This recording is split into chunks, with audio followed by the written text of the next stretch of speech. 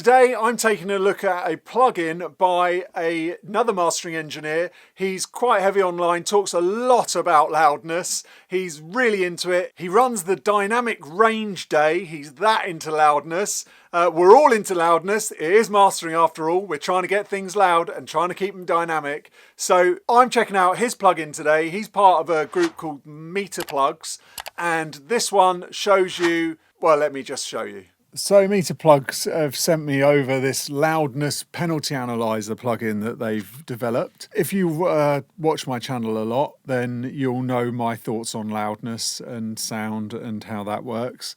If you haven't, then I suggest you watch one of the videos that I've done on loudness and where I think you should be going. This is really a handy little device if you want to know how loud your tracks are going to be turned down on streaming services. Now, streaming services turn your tracks down, if you didn't know already, by a certain amount that they've decided, 5 dB, something like that, across the board for everyone's tracks. They mainly do this so that if you have to keep all the tracks kind of steady. With radio stations, they use broadcast limiters to keep everything at a certain level. They just don't want anything popping out, anything coming in too loud compared to other things.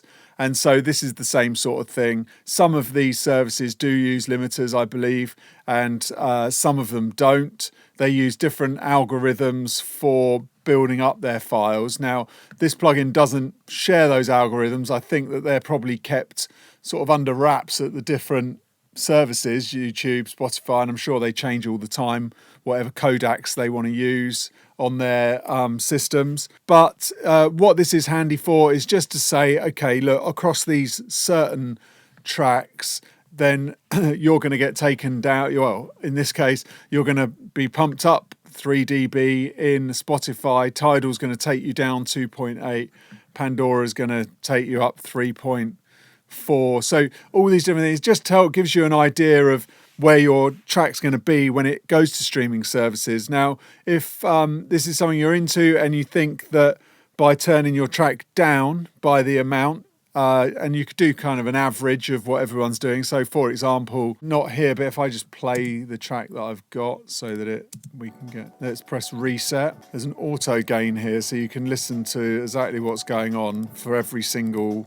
So every time you click one of these, it will then take the level down by the amount so you can hear how it sounds, which is pretty cool.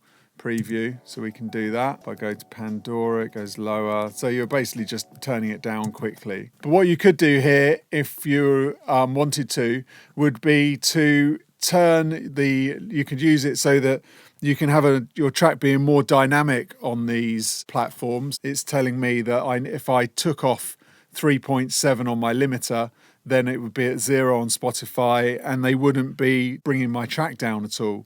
So then I can work within that range to try and get it sounding as loud as I possibly could with perceived loudness over actual loudness of crushing it with a limiter. So there are ways to get things sounding louder if you are not using a limiter. The only problem I have with that is that I like the sound of limiters on certain tracks. So really we're talking here about tracks that are loud, that are pushed, that are commercial tracks like pop music, hip hop, dance music, whatever. So things that are getting really crushed by a limiter.